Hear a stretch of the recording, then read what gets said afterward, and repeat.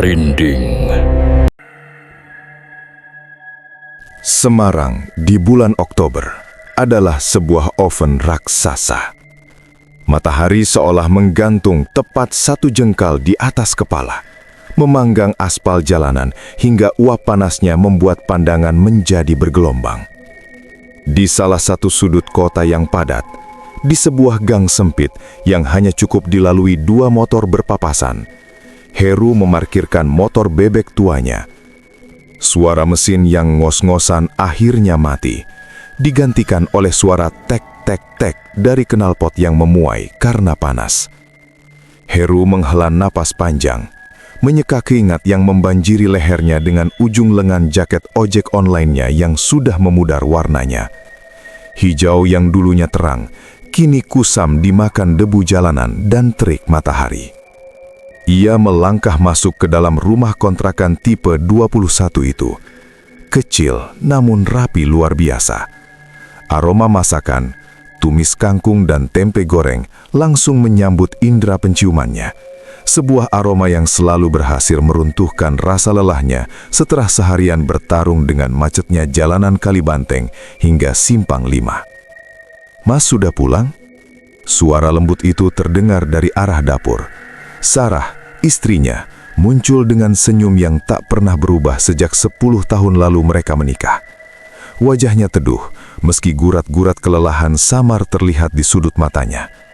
Sarah bukanlah wanita yang banyak menuntut. Ia menerima Heru apa adanya, menerima hidup mereka yang pas-pasan dengan rasa syukur yang tak pernah putus. "Iya, Dek. Panas banget hari ini," jawab Heru meneguk segelas air putih dingin yang disodorkan Sarah. Ia meneguknya tandas, merasakan aliran sejuk membasuh kerongkongannya yang kering. Malam itu, seperti ratusan malam sebelumnya, mereka duduk di ruang tamu yang sempit. Televisi tabung 14 inci menyala dengan volume kecil, menayangkan berita yang tak benar-benar mereka simak. Keheningan di antara mereka bukanlah keheningan yang canggung, melainkan keheningan yang penuh dengan doa yang tak terucap. Mata Heru tertuju pada satu sudut ruangan yang kosong. Di sana seharusnya ada kotak mainan. Di sana seharusnya ada suara tangis atau tawa renyah seorang balita. Namun sudut itu hanya diisi oleh sebuah lemari plastik berisi pakaian mereka berdua. 10 tahun, 3.650 hari, dan rumah ini masih terlalu sepi. "Tadi Bu RT nanya lagi, Mas," ucap Sarah pelan, memecah keheningan. Tangannya sibuk melipat pakaian kering. "Nanya resep jamu apa yang aku minum. Katanya anaknya yang baru nikah setahun sudah isi." Heru menoleh, menatap istrinya dengan pandangan yang dalam. Ia tahu betul rasa sakit yang tersembunyi di balik nada suara Sarah yang datar itu. Pertanyaan-pertanyaan basa-basi dari tetangga seringkali lebih tajam daripada silet. Mereka tidak bermaksud jahat mungkin, tapi ketidaktahuan mereka menghancurkan hati Sarah perlahan-lahan. "Nggak usah didengerin, Dek." Heru mendekat, mengusap bahu istrinya. "Rezeki itu Gusti Allah yang atur. Mungkin jatah kita belum turun. Yang penting kita sehat, kita masih bisa makan, kita masih sama-sama." Sarah mengangguk, menyandarkan kepalanya di bahu Heru yang kokoh. Namun Heru bisa merasakan bahu istrinya sedikit bergetar. Dalam diamnya malam Semarang yang gerah, Heru kembali memanjatkan doa yang sama dalam hatinya. Sebuah doa yang ia ulang setiap kali melihat air mata istrinya yang ditahan. "Tuhan, jika Engkau percaya padaku, titipkan satu saja malaikat kecilmu untuk menghapus sedih di mata istriku." Kehidupan di kontrakan yang berdempetan memiliki ritmenya sendiri. Dinding-dinding batako yang memisahkan satu rumah dengan rumah lainnya begitu tipis, seolah tak ada rahasia yang benar-benar bisa disimpan. Bagi Heru dan Sarah, dinding-dinding ini kadang terasa seperti hakim yang tak kasat mata. Setiap pagi, suara tangisan bayi dari tetangga sebelah kanan atau suara bentakan ibu memarahi anaknya dari sebelah kiri menjadi orkestra harian yang menyusup masuk ke dalam ruang privasi mereka. Bagi pasangan lain itu mungkin hanya gangguan suara biasa, tapi bagi Sarah itu adalah pengingat konstan akan apa yang tidak dimilikinya. Pagi itu, Heru sedang memanaskan mesin motornya di teras. Ia melihat Sarah sedang menyapu halaman kecil mereka. Di seberang jalan, dua orang ibu tetangga sedang membeli sayur. Suara mereka tidak pelan, dan topik pembicaraan mereka terbawa angin pagi sampai ke telinga Heru. Iya loh, kasihan ya Mbak Sarah. Udah lama banget nikah, badannya juga makin kurus. Apa jangan-jangan mandul ya? Hash, jangan keras-keras. Tapi ya gimana ya, kalau laki-laki mah pengennya punya penerus. Si Heru itu sabar banget orangnya. Kalau suami lain mungkin udah nyari lagi. Darah Heru berdesir naik ke kepala. Tangannya mencengkeram stang motor hingga buku-buku jarinya memutih. Ia ingin sekali berteriak, membungkam mulut-mulut yang dengan mudahnya menghakimi nasib orang lain. Namun sebelum ia sempat bergerak, ia melihat Sarah. Istrinya itu hanya terdiam sejenak, genggamannya pada sapu lidi mengeras, lalu ia kembali menyapu seolah tidak mendengar apa-apa. Ketegaran Sarah justru membuat hati Heru semakin perih. Hari-hari mereka diwarnai dengan usaha yang tak kenal lelah. Di meja dapur mereka berjajar berbagai macam botol. Mulai dari madu penyubur kandungan, air zam-zam yang dibawakan kerabat dari tanah suci, hingga jamu godok yang rasanya pahit luar biasa. Sarah meminum semuanya tanpa mengeluh. Bau jamu yang menyengat seringkali memenuhi dapur kecil mereka, menggantikan aroma masakan. "Pahit, Dek?" tanya Heru suatu malam, melihat wajah Sarah meringis saat menelan cairan hitam pekat dari gelas belimbing. "Pahit, Mas, tapi kalau ini jalan buat dapat momongan, racun pun mungkin aku minum," canda Sarah, meski matanya tidak tertawa. Mereka juga sudah bolak-balik ke dokter kandungan, mengantri berjam-jam di antara pasangan-pasangan muda yang wajahnya berseri-seri memegang foto USG, sementara mereka duduk di pojok ruang tunggu dengan harap-harap cemas. Uang tabungan hasil narik ojek seringkali terkuras untuk biaya konsultasi dan vitamin, tapi Heru tidak pernah mempermasalahkannya. Baginya, senyum Sarah adalah segalanya. Malam itu hujan turun deras di Semarang, menyamarkan suara-suara dari luar. Di dalam kamar tidur yang remang-remang, Heru memeluk Sarah erat-erat. "Maafin Mas ya, Dek. Mas belum bisa kasih kebahagiaan yang sempurna buat kamu," bisik Heru. Sarah menggeleng dalam pelukan suaminya. "Mas itu rumah buat aku. Selama ada Mas, aku bahagia. Anak itu urusan yang di atas. Kalau memang kita cuma ditakdirkan berdua sampai tua, aku ikhlas Mas, asal sama Mas." Kalimat itu terdengar tulus, namun Heru tahu, jauh di lubuk hati Sarah, ada ruang kosong yang menganga, sebuah ruang berbentuk kerinduan akan panggilan ibu. Dan di tengah suara hujan yang menghantam atap seng, atmosfer melankolis menyelimuti mereka, sebuah ketenangan semu sebelum badai takdir benar-benar datang menghantam. Pagi itu dimulai dengan kekacauan yang tak biasa. Sinar matahari baru saja menyelinap masuk melalui celah ventilasi ketika Heru terbangun karena merasakan sisi ranjang di sebelahnya kosong. Biasanya, jam segini Sarah sudah sibuk di dapur, menyiapkan kopi dan sarapan. Namun kali ini, rumah terasa sunyi, kecuali suara samar dari arah kamar mandi. Heru bangkit dengan mata yang masih berat. "Dek," panggilnya. Tidak ada jawaban, hanya suara orang yang sedang berusaha memuntahkan isi perutnya. Namun tak ada yang keluar. Heru bergegas menuju kamar mandi. Pintu terbuka sedikit. Ia melihat Sarah berlutut di depan kloset. Wajahnya pucat pasi, keringat dingin membasahi daster tidurnya. Tubuhnya bergemetar hebat. "Ya Allah, Dek, kamu kenapa?" Heru panik, langsung memijat tengkuk istrinya. Sarah menoleh, matanya berair dan merah. "Nggak tahu Mas, perutku mual banget, kepalaku pusing kayak muter," lirihnya sebelum kembali menunduk dan bertatuk-batuk. Kepanikan melanda Heru, pikiran buruk langsung berkecamuk. Apakah Sarah keracunan makanan atau sakit mahnya kambuh parah? Tanpa pikir panjang, Heru membatalkan niatnya untuk narik pagi itu. Ia memapah Sarah kembali ke kamar, menyelimutinya, dan membuatkan teh hangat yang manis. Namun baru satu teguk, Sarah kembali mual. Kondisi ini berlangsung selama 3 hari berturut-turut. Sarah demam, badannya lemas seperti tidak berturang. "Kita ke dokter ya, Dek. Mas nggak tega lihat kamu begini," bujuk Heru di hari ketiga. Sarah yang awalnya menolak karena takut biaya, akhirnya pasrah karena sudah tidak kuat menahan rasa tidak nyaman di tubuhnya. Puskesmas sedang ramai, tapi Heru dengan sabar menunggu sambil mengipasi Sarah dengan sobekan kardus.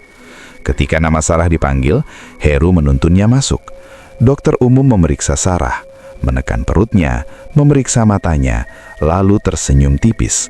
Sebuah senyum yang sulit diartikan oleh Heru. "Bapak, Ibu, ini bukan masuk angin atau keracunan," kata dokter sambil melepas stetoskopnya. Ibu Sarah positif hamil, usianya sudah jalan 6 minggu. Dunia seakan berhenti berputar detik itu juga. Suara bising puskesmas lenyap. Heru terpaku, mulutnya sedikit terbuka, menatap dokter seolah ia baru saja berbicara dalam bahasa alien. Sarah yang terbaring di ranjang periksa menutup mulutnya dengan kedua tangan. Matanya membelalak lebar, lalu detik berikutnya air mata tumpah ruah tanpa bisa dibendung. Dokter nggak bohong kan? Saya hamil ya?" Suara Sarah bergetar hebat. "Benar Bu, selamat ya, ini rezeki besar setelah penantian panjang," jawab dokter dengan hangat. Heru langsung memeluk Sarah di atas ranjang periksa itu, tidak peduli pada dokter atau perawat yang melihat. Tangis Heru pecah, tangis seorang laki-laki yang selama 10 tahun menahan beban ekspektasi dan kekecewaan. Bahunya berguncang hebat. "Alhamdulillah Dek, Alhamdulillah," bisiknya berulang-ulang di telinga Sarah. Pulang dari puskesmas, dunia terasa berbeda. Langit Semarang yang biasanya terik menyengat, kini terasa cerah dan penuh harapan.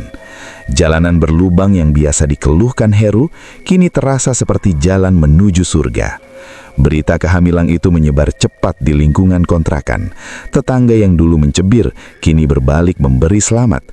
Meski ada juga yang masih berbisik, "Semoga kuat kandungannya, kan usianya udah nggak muda." Tapi Heru dan Sarah tidak peduli. Bagi mereka, janin yang masih sebesar biji kacang di dalam rahim Sarah adalah pusat alam semesta baru mereka. Heru menjadi lebih protektif. Ia melarang Sarah bekerja berat. Ia mengambil jam kerja lebih panjang, berangkat lebih pagi, dan pulang lebih larut demi menabung untuk biaya persalinan dan perlengkapan bayi. Rasa lelah tak pernah lagi ia rasakan. Setiap putaran roda motornya adalah demi si jabang bayi. Mereka tidak tahu bahwa kebahagiaan yang melambung tinggi ini adalah awal dari sebuah jatuhan yang akan sangat menyakitkan. Bahwa takdir sedang menyusun skenario memberikan kebahagiaan setinggi langit sebelum menghempaskan mereka ke dasar jurang pedihan.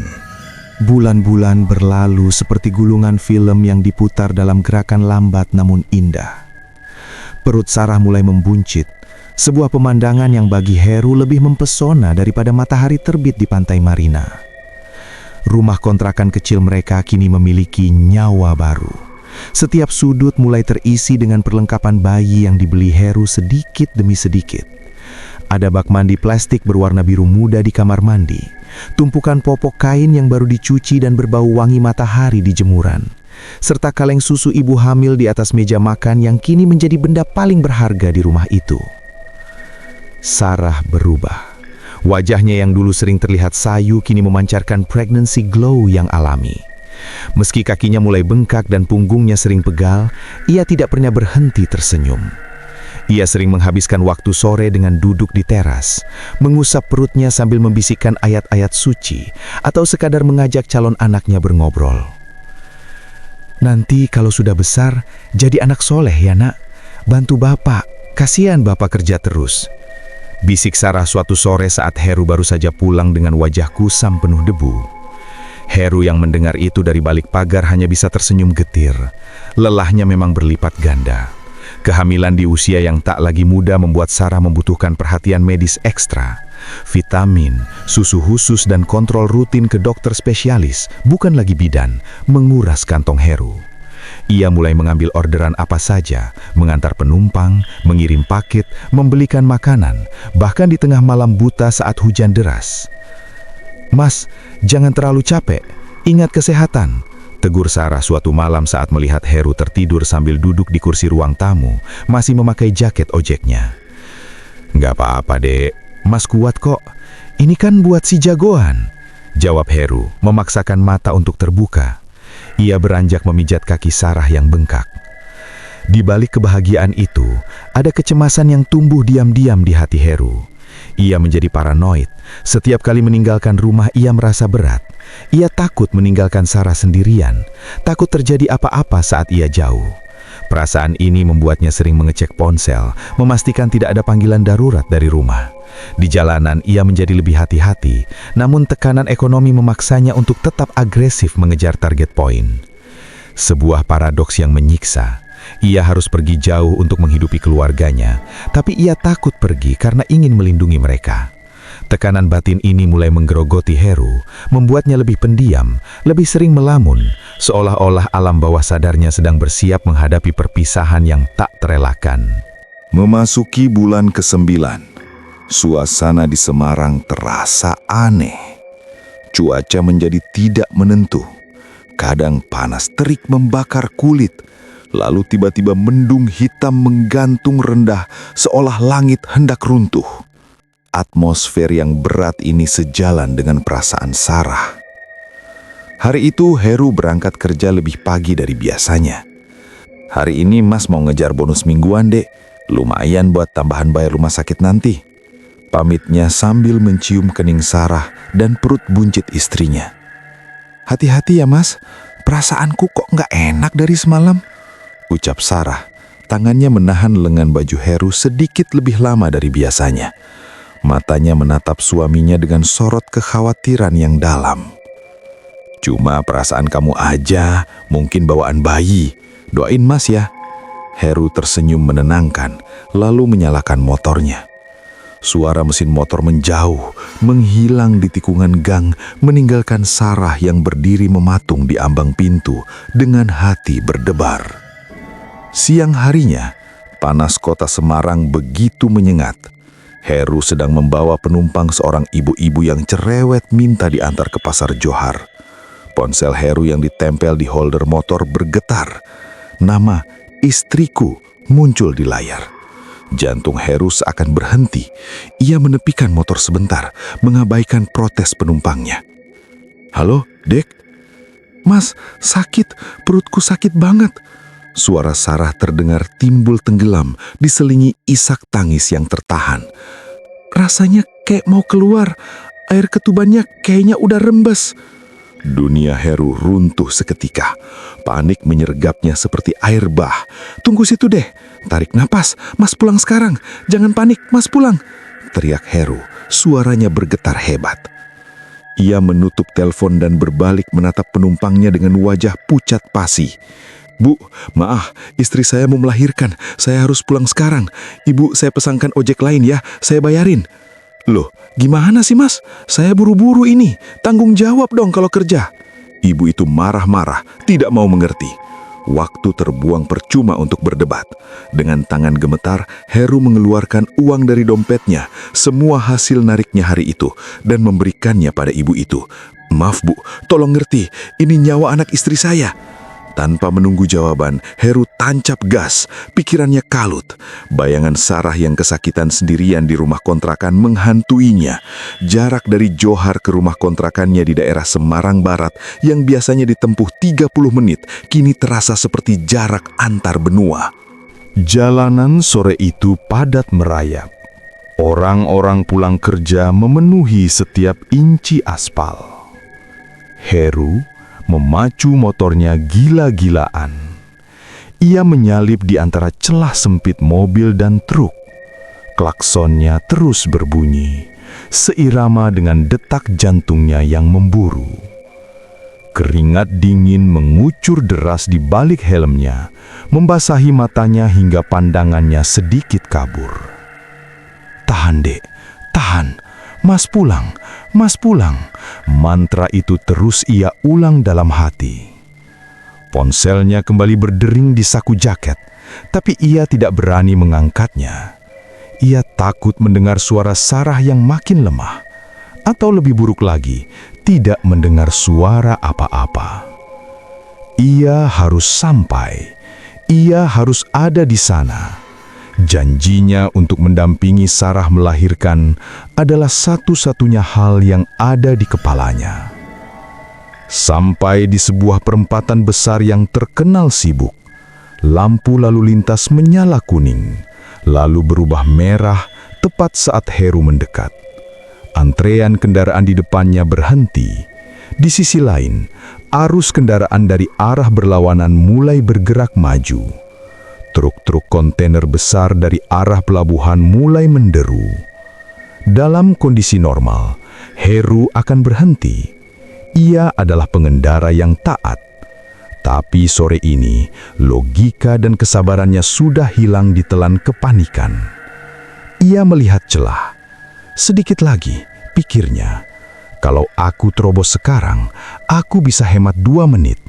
2 menit yang berharga buat Sarah. Heru menekan gas dalam-dalam. Motor bebeknya melesat maju, membelah garis zebra cross tepat saat lampu bagi pejalan kaki menyala hijau. Dari arah kanan, sebuah truk pasir melaju dengan kecepatan sedang.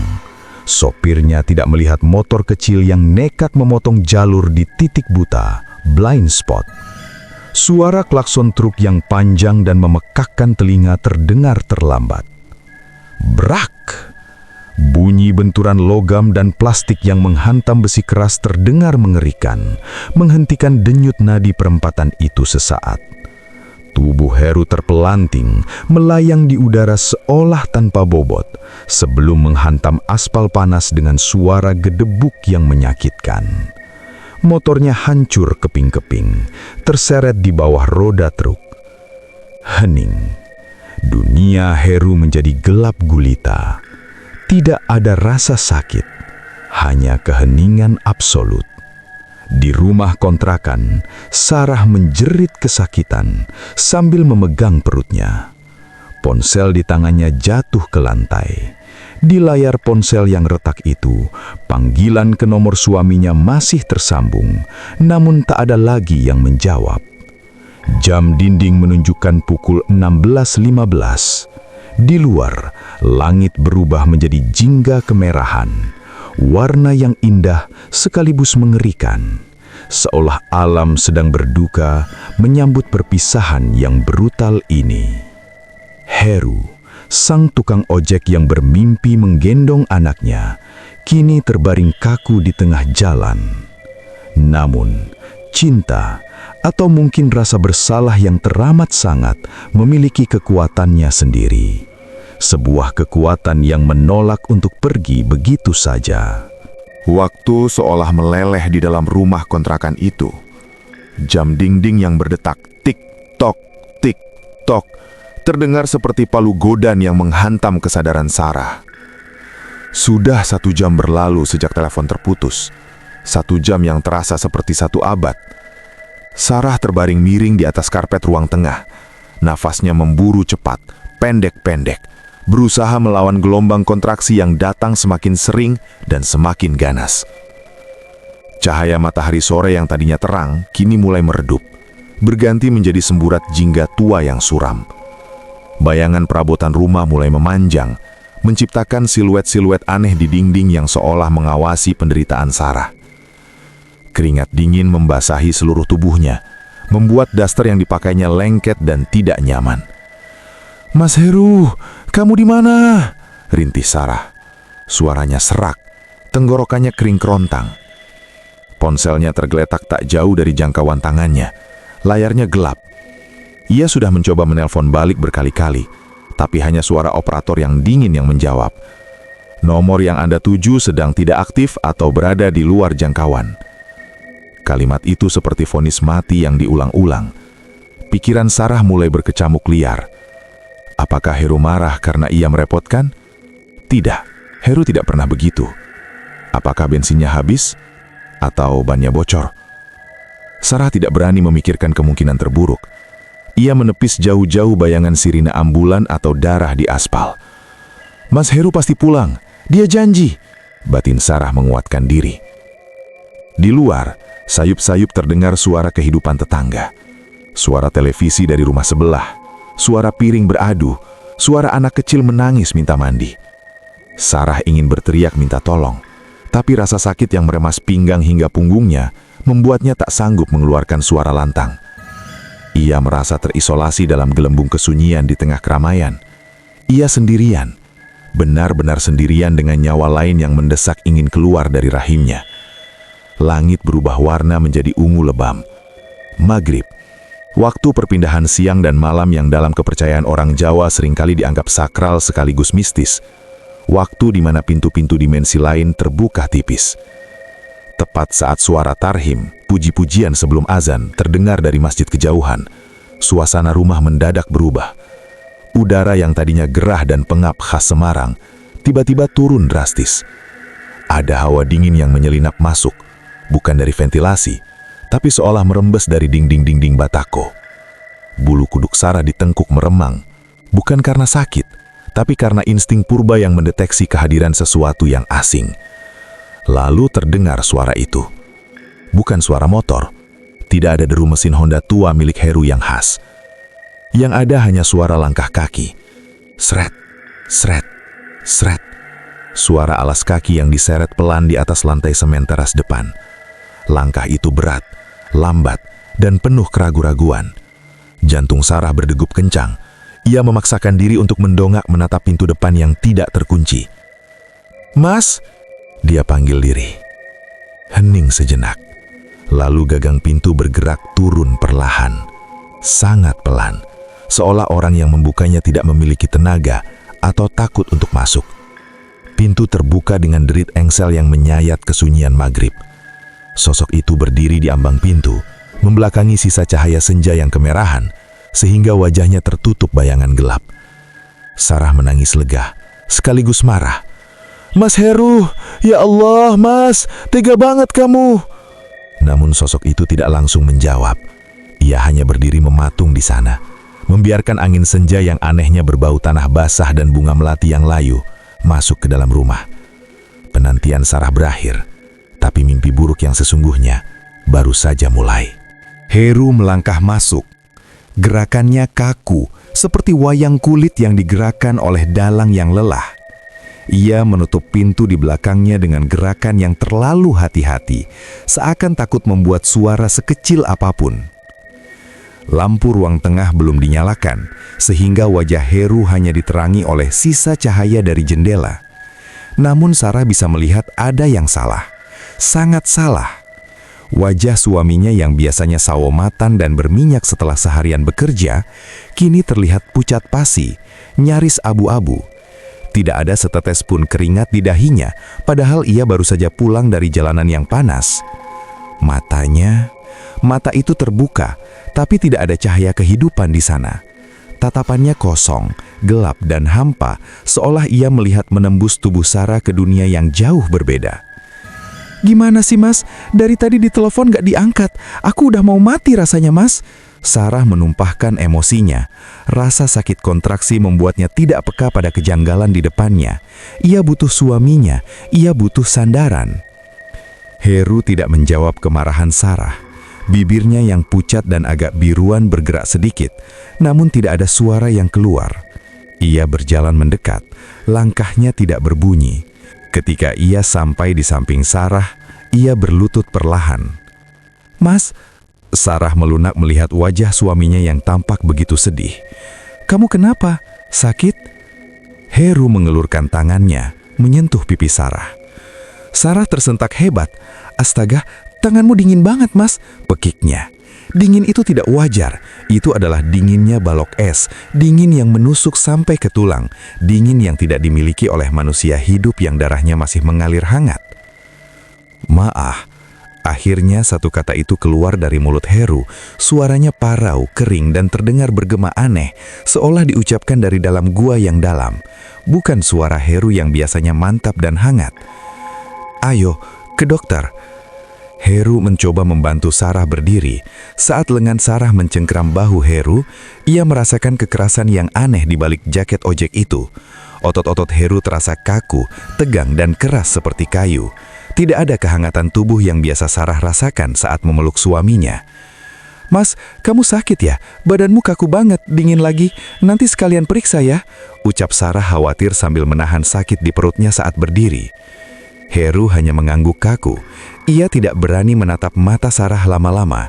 Ia memapah Sarah keluar rumah. Di luar, suara azan maghrib mulai berkumandang, sahut-menyahut dari berbagai masjid. Suaranya terdengar melankolis, menggetarkan udara senja yang semakin gelap.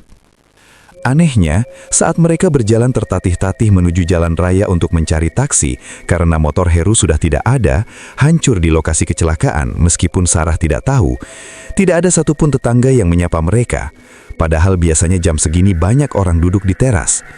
Beberapa orang lewat, tapi pandangan mereka seolah meluncur begitu saja melewati Heru, hanya berhenti sejenak menatap Sarah dengan tatapan bingung lalu berlalu. Seolah-olah Heru adalah bayangan tipis yang tak kasat mata bagi mereka, namun nyata bagi Sarah karena ikatan cinta atau izin Tuhan yang begitu kuat. Heru menyetop sebuah taksi biru yang kebetulan lewat. Supir taksi melihat Sarah yang hamil besar dan kesakitan, langsung sigap turun membuka pintu belakang. "Aduh, mau lahiran ya Bu? Mari-mari," kata supir taksi itu panik. Sarah masuk dibantu Heru. Saat Heru hendak menyusul masuk duduk di sebelahnya, supir taksi itu sudah menutup pintu belakang dan bergegas lari ke kursi kemudi, seolah tidak melihat ada orang lain selain Sarah. "Mas, buruan masuk," teriak Sarah menahan pintu agar tidak tertutup rapat. Heru masuk duduk di sebelahnya. Supir taksi menoleh ke belakang sekilas, matanya hanya terfokus pada Sarah. "Suaminya nggak ikut Bu, sendirian aja?" tanya supir itu polos sambil menyalakan argometer. Di kursi belakang Sarah menggenggam tangan Heru erat-erat. Tangan itu diam, tidak membalas genggaman, tetap dingin dan kaku. Sarah menyandarkan kepalanya di bahu Heru, mencari ketenangan, tanpa menyadari bahwa bahu tempat ia bersandar adalah bahu dari jasad yang seharusnya sudah berada di kamar jenazah. Di sepanjang perjalanan, Heru tidak berkedip, menjaga wanita dan anaknya untuk terakhir kalinya, menunaikan tugas seorang suami melampaui batas kematian. Rumah sakit umum daerah itu bising dan berbau obat yang menyengat. Namun bagi Sarah, dunia terasa samar. Rasa sakit kontraksi telah mengambil alih seluruh kesadarannya. Saat Brangkar didorong masuk ke ruang bersalin, ia masih sempat menoleh ke belakang. "Mas Heru, jangan pergi," rintihnya, tangannya menggapai-gapai udara. Heru berdiri di ambang pintu ruang bersalin. Ia tidak melangkah masuk. Cahaya lampu neon lorong rumah sakit yang putih kebiruan membuat wajah pucatnya semakin terlihat tidak nyata. Ia hanya mengangguk pelan, sebuah isyarat kaku yang menyuruh Sarah untuk kuat. "Ibu, tarik nafas. Suaminya biar tunggu di luar ya Bu. Ruangan ini harus steril," tegur seorang bidan senior dengan tegas namun lembut, sambil menahan bahu Sarah. "Tapi suami saya, dia mau nemenin." Dia mencoba protes di sela-sela nafasnya yang putus-putus. Bidan itu menoleh ke arah pintu yang ditunjuk Sarah. Kosong, tidak ada siapa-siapa di sana. Hanya seorang cleaning service yang sedang mengepel lantai di ujung lorong yang jauh. Bidan itu saling memandang dengan perawat lain, menggeleng pelan, mengira pasiennya sedang berhalusinasi karena sakit yang luar biasa. "Iya ya, Bapak nunggu di luar ya. Sekarang Ibu fokus dulu demi bayinya." Bidan itu menenangkan, lalu pintu ruang bersalin tertutup rapat. Di luar, Heru masih berdiri di sana. Tidak ada yang memperhatikannya. Orang-orang berlalu lalang menembus keberadaannya seolah ia hanyalah asap. Ia duduk di kursi tunggu besi yang dingin, tubuhnya diam mematung. Tidak ada kecemasan di wajahnya seperti calon ayah pada umumnya. Hanya kesedihan abadi yang terpatri di mata yang tak lagi berkedip. Ia menunggu dengan kesabaran orang mati, menunggu suara tangis kehidupan baru yang akan menggantikan nyawanya yang telah hilang. 2 jam kemudian, suara tangis bayi memecah ketegangan malam. Keras, lantang, dan membebaskan. Di dalam ruangan, Sarah menangis haru. Rasa sakit di sekujur tubuhnya lenyap seketika saat bayi laki-laki merah itu diletakkan di dadanya. "Anakku, anak Mas Heru," bisiknya, menciumi kepala bayinya yang masih basah. "Ganteng Bu, mirip bapaknya ya?" puji perawat sambil membersihkan bayi itu. Sarah menyenyum lemah. "Suster, tolong panggil suami saya, dia pasti senang banget." Perawat itu mengangguk dan keluar. Namun beberapa menit kemudian, perawat itu kembali dengan wajah bingung. "Maaf Bu Sarah, di luar tidak ada siapa-siapa. Kursi tunggu kosong. Mungkin Bapak sedang cari makan atau ke kamar mandi." Hati Sarah mencelos. Kekecewaan menyelinap masuk. Kenapa Mas Heru pergi di saat penting begini, batinnya. Tapi ia terlalu lelah untuk marah. Ia memeluk bayinya erat-erat, meyakinkan bahwa suaminya hanya sedang sibuk mengurus administrasi atau mencari makanan setelah seharian bekerja keras. Tengah malam, pintu kamar rawat inap kelas 3 itu terbuka. Bukan Heru yang datang, melainkan kedua orang tua Heru, Pak Rahmat dan Bu Siti. Mata mereka bengkak dan merah. Wajah mereka sembab seperti orang yang habis menangis berjam-jam.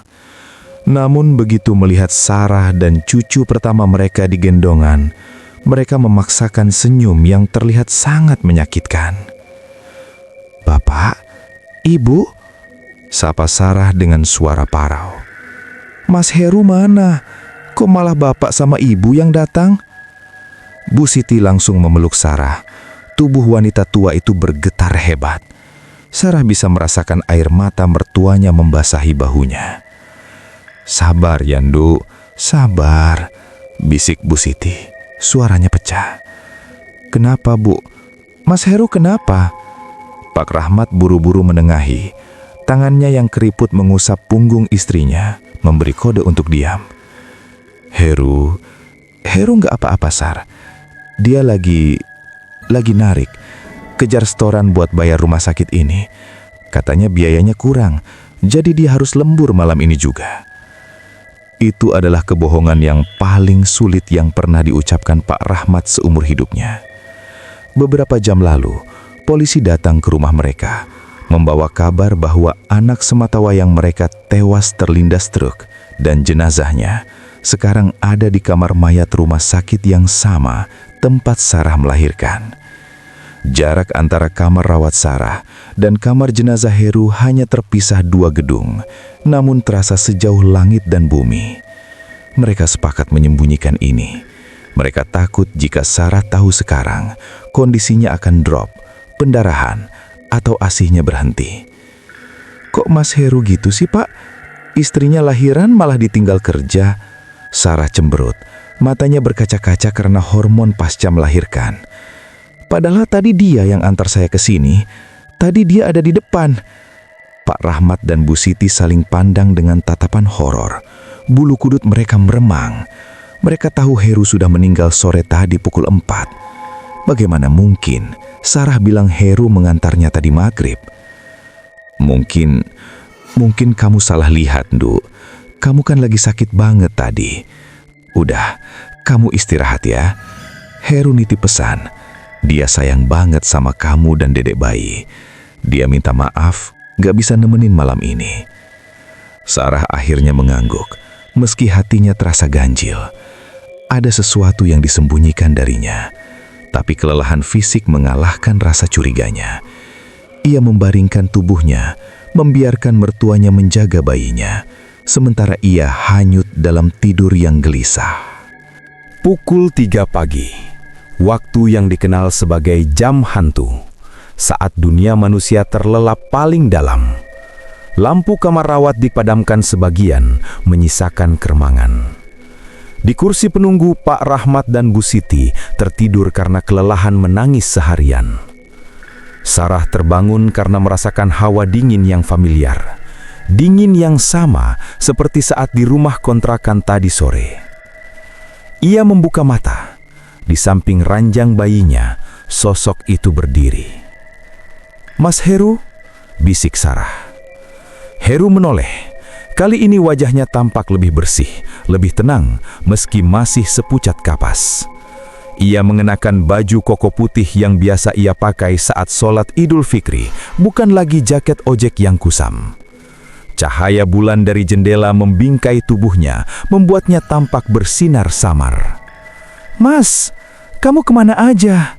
Sarah hendak bangun, tapi Heru memberi isyarat dengan telunjuk di bibir. "Shh!"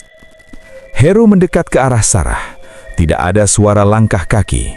Ia duduk di tepi ranjang. Kasur tidak melesak ke bawah, seolah tubuh Heru tidak memiliki berat sama sekali. Ia mengelus kepala Sarah dengan tangannya yang sedingin es. "Maafin Mas ya, Dek." Suara Heru terdengar, tapi bukan lewat telinga, melainkan langsung bergema di dalam kepala Sarah. Suaranya lembut, penuh kasih sayang, namun menyeratkan perpisahan yang abadi. "Mas harus pergi jauh, jauh sekali."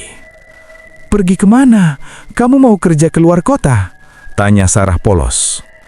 Heru tersenyum, senyum paling sedih yang pernah dilihat Sarah. Ia tidak menjawab.